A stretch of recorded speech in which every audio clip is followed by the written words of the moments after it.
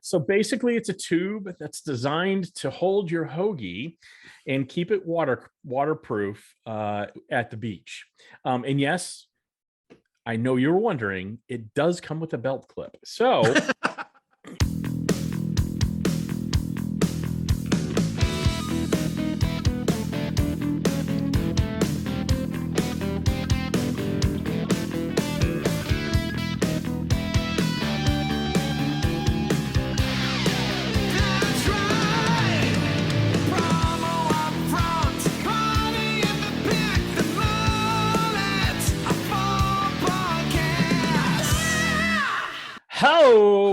the beer I had for breakfast wasn't bad, so I had another one for dessert before we recorded this episode number 101 of the Promo UPFront Podcast.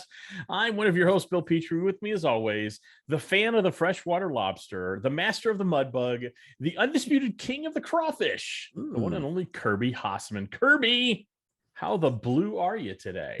I am pretty decked out in blue. It's my favorite color. No, I'm doing well, man. Knee deep kind of in the summer thing, trying to keep business rolling while people are taking vacations and, both clients and internal. And so trying to balance all that. But other than that, I'm doing great. How about you, bud? Doing well. I'm glad you didn't say knee deep in the hoopla, which would be a lyric from We Built This City on Rock and Roll by Starship. Now that song's in everybody's brain, why don't we just move it right along? Yep. Kirby, you know what I love more than promotional products? What's that, Bill? Kirby, I love it when the worlds of retail and promo meet. Is there a better supplier of amazing premium brands in the promotional products industry than Hirschgift? Let me give you a hint, Kirby. The answer is no. That's right. And if Hirsch, I know Hirsch, but for some of the people who don't know Hirschgift, they're a top 40 supplier. They're family owned by Peter and Paul Hirsch. They're centrally located in Houston, Texas, which means it's a lot more cost effective to ship things just about everywhere. Right. And they carry over 45 retail brands. And Kirby, I know you're a huge fan of the retail brands that Hirsch carries. Yeah, I mean, I think that they are, forward thinking. And, I think that while a lot of companies are bringing brands on now, it's a trend, but Hirsch has been a part of that for a long time. And they've always been forward thinking when they come to the retail side of promo. And let's face it, great people. I couldn't set it better myself, Kirby. In fact, one of my favorite retail brands that you can find at Hirsch just happens to be the hottest audio retail brand right now, Kirby, Raycon. It's co-founded by platinum singer-songwriter and entrepreneur Ray J. Raycon has the mission to democratize great technology and unlock inspirational audio experiences. I love that. And Hirschgift wants to get you to know Raycon so much so that they're going to give away a Power Speaker Ultra. And I don't know if you've seen this thing. It is awesome. Talk about something that's going to fill a room with sound. This will do it. It's the power of a club wherever you go. It's got 3 different sound profiles, 4 audio modes. So you can use Bluetooth, an auxiliary cord, USB, and micro SD, liquid flame, light show. You can even connect additional speakers, Kirby. So, excuse me, I'm verklempt. That's how excited I am. Love it. And heck, the winner of this thing is also going to get a personalized video from Ray J himself. And all you need to do is this, folks: follow Hirschgift on your favorite social media channel, as long as it's Facebook, Instagram, or LinkedIn. Love it. I don't. Share their social media post from today. That's Friday, June 10th, on your social pages, using the hashtag Rockin' with Raycon, and that'll get you 1 contest entry. Okay. Love it. And the contest is going to run between now and July 1st. The winner is going to be announced July 12th. And I'm sorry, Kirby, you're not eligible. But hey, would you like another entry for this? Yeah. And the answer is yes. I mean, this is like a $400 product, guys. This is awesome. Yeah. Share this episode of your favorite Promo UPFront podcast. That would be this one, folks, the one we're about to just launch into on your social media using the same hashtag, that Rockin' with Raycon, for another entry. And that's for today only, June 10th only. If you do it on June 11th, I'll be happy, but Hirsch will not. So do it on June 10th. All right. Love it. So you want to learn more, visit hg-promo.com/Raycon and see the entire line. Not gonna be sorry you did. Great people there, and happy to have them here. Awesome. That's awesome, man. Excited. All right, Kirby, you have the upfront section of the platinum level broadcast today. What do you got for us to fire us off today? Yeah, again, I think this one will probably be quick, but just wanted to give a shout out. So our good buddy Paul Kiwi reached out to us like a week or so ago to share. You know, the background is you wrote a blog for Promo Kitchen for several weeks ago, talking about the need for many organizations to step up, so stop talking about diversity and inclusion and really do something about it. And I think Paul was pretty proud that they shared his most recent newsletter with MiPPA, so the Michigan Promotional Products Association, about their DEI efforts. They got he had a full page splash of tips. A couple of those were eye-opening for me. I thought they were really interesting. And then they are creating a committee to sort of explore what can be done. And so, I assume you'll be pretty excited about, but I did want to give a shout out to MiPPA leading the way on this, because again, it's going to take, I think, people to who, as Paul, I think, said, sometimes those of us who don't look terribly diverse to speak out and say that these are good things that are happening. So kudos to Paul Kiwi and MiPPA and the whole group there. What was your take on it? Yeah, that was a great email. Always love hearing from Paul. You talk about legends in the industry, and that Mount Rushmore absolutely includes Paul Kiwi. And as I wrote in the blog, any meaningful societal change, it always starts with the people who are oppressed or marginalized or not included. It always starts with them. But to really accelerate that change, it has to be the people who are in power, right?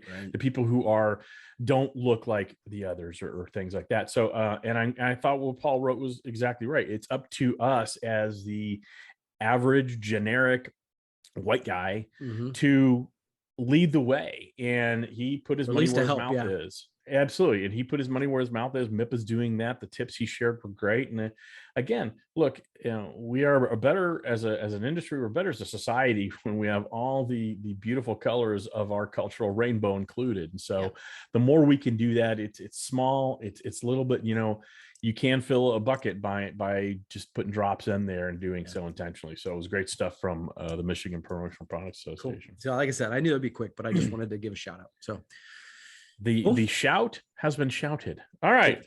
Kirby, did you see Gold Bond refreshed their brand? I did not, actually. That's weird. Okay. So they've been around obviously for almost 75 years, right? Since 1947. So it's very similar visuals and a different font and tagline. Their new tagline is more than you expect. And I've known Mark and Brittany for quite a while. What I really thought was more interesting, I don't really want to get into the nuts and bolts of a brand refresh. We've talked about that recently, but one thing we don't talk about enough, and I don't think companies even look at enough. Okay. I love what that Gold Bond really focused their efforts around their mission statement and their vision statement. Okay. And again, those are the things that really should be explaining who you are and why you exist to your clients. That's your mission statement. And then your vision statement is what guides your company. And so their mission statement is now: we strive to spark brand connection at the intersection of people, passion, and branded merchandise. And their vision statement is bonding with partners to produce lasting brands. How often? So I thought it was great. Again, not debating the relative merits, good, bad, that's their mission statement and that's their vision statement. And I think that's fabulous. What I want to ask you is, as a small business owner, how often do you have a mission and vision statement? Do you have those both? If not, why? If you do, when was the last time you looked at maybe it's time to rethink who we are as an organization? And yes, I am really putting you on the spot this morning. Yeah, no, that's fine. So it's funny. I would say that, yes, we have a mission and vision statement. No, I haven't looked at it for a long time. And ironically, it's sitting in a plaque on my floor right there. So that shows you how well we've done it. It's funny that you bring it up, because I think it is one of those things that on a regular basis, it does need to be I've heard Donald Miller talk about this. Like if the rest of the team can't say it, then it's not really, it should be able, everybody should be able to say it off the tip of your tongue. Now, for us, I think delivering marketing joy has operated not just as a tagline, but as that's a great vision statement. Right. That is your vision. I love that. So I would say that piece, we've done pretty well. But there's no question that that's a place where, you know, I don't know that. And the funny thing is I've gone through the exercise several times. And I think one of the challenges I've run into, if I'm being honest, is I've never been able to create like those statements that inspire me. And so if it doesn't inspire me, how the hell is it going to inspire the team? And so that is a place I think I've lacked a little bit. And but then I always fall back to, but delivering marketing joy has become a baseline for, it's a good marketing statement for us. But I think I've told you before, I always know that we're onto something when the employees start saying, well, look, that doesn't deliver marketing joy. We need to do it a different way. And so in that way, yes, but I think in the full totality of what you asked me, no. Is that fair? Yeah, absolutely. And I think you kind of answered your own question a little bit to a certain extent. You know, I think when you include your employees in this process, what is our mission statement? Why that's the why you exist, and then your vision statement. When you include your employees in on that, I think you get some real good feedback. And my understanding is Gold Bond had quite a bit of input from their associates on this. And so I think you can craft a mission and vision statement around delivering marketing joy. In and of itself, great tagline, probably ambiguous for a mission or vision statement. Right. But including that, I think absolutely makes all the sense in the world. So, and it's just, I thought it was interesting that they really focused on that, because to me that's doing, and they didn't rebrand, it's a brand refresh, right? It's updating a few things, but really focusing on that mission and vision statement. I'm a big believer that's something you should look at. I always say you should look at your branding about every 12 to 18 months. Right. I think you should look at your mission and vision probably about annually. Just look at it. It doesn't mean you have to do anything with it. Is it still speaking to your target audience? Is it speaking to your internal target audience, like what you were saying, your associates? So I just thought it was pretty interesting. Well, and I would say, you know, I think a lot of times on this podcast, I think you and I tend to look at, you know, when we talk about things like this, we sometimes talk about it looking at distributors, right? Because we say that distributors, we're all competing. We all sell the same price from the same people. You know, we need differentiators. But I think the same is totally true on the supplier side. You know, and so I think that there's no question whether I consciously or subconsciously, I make decisions on who I'm doing business with based on the people that most resonate with me. Right. And I'm not a part of a buying group or, you know, something like that. Right. So that's true. Like I'm making the decisions based specifically on people's whys, I think sometimes, and the people who are there. And so I think doing this as a supplier does make a ton of sense. I think doing it all the time makes sense. And do you have it on your website at all? Do you have it like, so your clients could see it if they wanted to? No. And so, I think, again, just curious. I have an F for vision. No, you have an F for fun. Here's the thing. There's no right or wrong answer here. Right. I don't think anybody goes to a website and reads a vision statement and says, oh man, I got to do business with them. But what it does do is give a visitor an idea of who you are and what you stand for. And I think you and I've talked about it on the podcast. You know, it isn't about what you sell. It is about what you stand for. And that's what people really are buying into in terms of personal brands and corporate brands. Is what you stand for. Yeah, that's good. All right, Kirby, fire us up another topic. But before you do, you know what I got to do, Kirby? Man, I got to amp up this podcast. I got to amp it up really bad right now, because you know what? That's brought to us by Promo Pulse. It's already June. Can you believe it, Kirby? It's already June. There's no time like the present to present consistently great marketing to amplify your sales through that stunningly outbound marketing from our good pals over at Promo Pulse. It's the perfect thing if you're not doing any marketing. So head over to promopulse.io/amp. Learn how you can set your marketing and forget it in only 5 minutes. All right, Kirby, give us a topic. Let's amp it up. Let's go. I think when it comes to media, we get plenty of bad news, right? And I think that whether that's, people talking about inflation or supply chain or all that stuff. So I wanted to give everybody like a little piece of good news. This is from PPAI, from the PPAI media group. I saw this article, and the survey shows that the marketing budgets are increasing to nearly 10% of company revenue. You can find this on the PPAI website, the publications. But a Gartner 10%, you said? Yeah. So 2022 CMO spend, essentially they increased to 9.5% of a company's overall revenue. And in addition to that, it actually showed that the branded merchandise side of it had sort of taken a bigger piece of the pie as well. I think when we are hearing, again, if you're listening to any form of media, we're hearing all kinds of concerns about the economy and all that sort of thing. But when you look at this, you're like, okay, I think it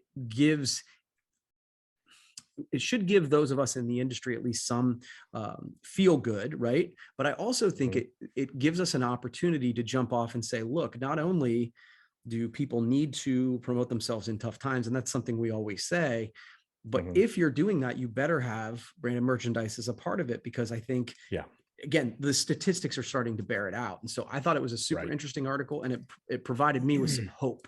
And so I don't know if you'd seen that and what sort of takes you had on it. I haven't seen it, but I have a different take on it. And, it's interesting. It actually dissects or intersects right perfectly with what you brought up, because consumer confidence overall is waning. Yes. Right. Because gas prices are stupid high, and there's demand versus supply, and then inflation. We've had all those things. And I was going to ask you if it concerned you as a distributor. And I was going to say, I don't think it should, for many of the reasons you just discussed from that PPAI article. I think now is the time to both be creative and proactive with your clients. They have marketing dollars to spend. And you just gave us a great statistic that it seems like marketing budgets have increased by about 10%, I believe you said. So companies are going to either look to protect their market share right now, because people still have to buy things. Right. They just want to make sure they're buying from them. Right. So that, and how are they going to do that? How are they going to increase market share or protect their market share? Well, they're going to do that through marketing. And so it makes total sense to me that's the case. And so I think this is a wonderful opportunity for distributors. If you take out COVID, historically, our industry has done exceptionally well in down economies. Always has, for that very reason, because companies want to make sure they protect their market share or maybe increase it a little bit. Right. People are still spending money. They're just being a little more judicious about it. Right. So you want to make sure that they're spending money with your clients. So it's a great time to be proactive with them and come up with some campaigns and some great promo with those campaigns, but really about the promo packaging, experiential, all those things that really will create that bond that your clients are looking for. Yeah, it's an interesting thing too. I was at, a couple of weeks ago, I was at a conference where there are a bunch of really powerhouse speakers, and Dean Graziosi was one of the speakers, and he had like 25 minutes or something. And he talked about a bunch of different things, but at the very end, he talked about, the challenges facing the economy. And he said, whatever you're thinking about doing, and again, he's talking to, this is not a promo event, right? This is just marketing entrepreneurs, mostly entrepreneurs from around the country. And he's like, whatever you think you're going to do in marketing this year, double it. Yep. 100%. And I mean, these are people who, this is what they do. They make money. And so I think those people who do that understand that if you're going to, at a time like this is when you can steal that market share and kind of grow your business. So I think it's interesting. It is. And again, it's that counterintuitive thinking. And I think there's a great quote by Henry Ford that I'm about to butcher, how do you grow your business in a down economy? You double your marketing. And I know it's not what he said, so don't yell at me, everybody. But it is. It's in an economy where people are being a little more thoughtful with how they're spending money. Marketing, double down on your marketing, 100%. So great conversation. It was kind of cool that we had topics that intersected. Now here's something that's not cool, Kirby. I've got a dumb promo alert for you. Okay. We have seen a lot of dumb promo Okay. in our time. I think we could say fidget spinners would fall into that. I could think speakers that are at the bottom of a drink cup, a drinking vessel. Never really got that one. Okay. But here, this might be in the top 3 in the Hall of Fame of dumb promo. I want to talk to you about the Hoagie Holder, Kirby. So, are you familiar with the Hoagie Holder? No, strangely, I am not. All right, you know what a hoagie is? For those of you who don't know, it's a very regional term, very Philadelphia, Jersey Shore, for a submarine sandwich. If you're in New England, you'd call it a grinder, but it's a long tubular sandwich. Right. So basically, it's a tube that's designed to hold your hoagie and keep it waterproof at the beach. And yes, I know you're wondering, it does come with a belt clip. So my main question for you, Kirby. Okay, that's the funniest part. My main question for you is, how many can I put you down for? I almost think you should have like a bandolero, like the crosshatch, with bolts of that, bandolero full of hoagie holders. All seriousness. So it's actually from a company from Dietz and Watson, which is a restaurant, kind of convenience store, I think, up in the Philadelphia area. And you can put any sandwich in, and obviously they want their sandwiches in there. What do you think of a promo like this? Because I think it's gimmicky, and we're talking about it. But can you ever imagine using this and storing it? So it's funny you say that where it came from, because the only thing I thought of is that the only place that makes sense is if you sell sandwiches. So you can walk up and down the beach and literally be handing them out. That's the only way that makes sense to me. But I guess I'm good with having a soggy sandwich. So yeah, it's absurd, but it did make me laugh. So I'm down. I don't know. Here in Tennessee, we have something called Ziploc bags, and seem to do a pretty good job keeping the water and sand out. But I thought it was dumb promo. Do you have another quick topic, or are we done for the day, Kirby? Yeah, we'll do this one. So okay, let me actually click on it. So Tito's. I always like to talk about booze doing good, right? So Tito's handmade vodka. Trust me, in my house, booze always does good. So they are commemorating their 25th anniversary by doing 10 grants, each worth $25,000 to small business owners working to expand their operation. So they're giving away $250,000 worth of grants to help entrepreneurs. Essentially, they've got so I'm bringing this up for 2 reasons. A, about the idea of one business kind of going out on a limb to help other businesses grow. Maybe they've lived through that sequence. But also, honestly, to let the small business owners that listen to this know that it's out there. Dustin in my office sent it to me. The deadline to apply is actually June 30th, so there's still time.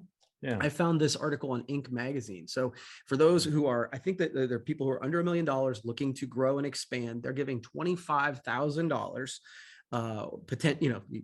It's a grant that you have to apply for, but business since last June and earned less than $1 million in revenue during 2021. And so, number one, what do you think of the idea of doing this? And number 2, are you going to be applying? Number 2, yes. Actually, I saw this. Our good pal Nadav Raviv out there. I think he wants someone to help nominate him for this thing. Love it. I think it's a great idea. It's one of those politician style comments, but it's true in that this country is really based on small business. Sure. And when a company like Tito's, that once was a small business, but now is a lot not small. That's not really a sentence, but when they can give back in a way and they level the playing field, and it's not we're picking.